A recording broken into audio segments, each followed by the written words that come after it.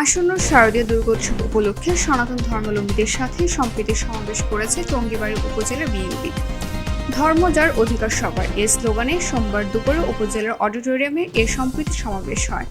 বিএনপির ভারপ্রাপ্ত চেয়ারম্যান তারেক রহমানের নির্দেশনায় সম্প্রীতি সমাবেশে প্রধান অতিথি ছিলেন বাংলাদেশ জাতীয়তাবাদী দল বিএনপির জাতীয় নির্বাহী কমিটির যুগ্ম মহাসচিব অ্যাডভোকেট আব্দুস সালাম আজাদ।